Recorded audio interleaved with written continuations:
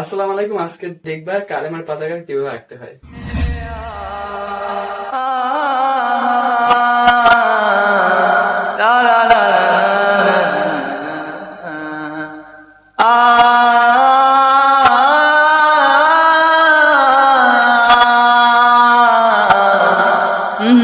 এইটা আমার রুম ডেকোরেশনের জন্য করছিলাম।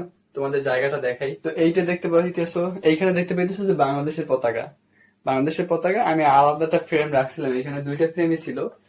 তো ওখানে আমার আগে ছবি ছিল, যাই হোক ওখানে ছবির সব আমি অ্যালবাম মুক্ত করছি আর কিছু ছবি ফালাই দিছি।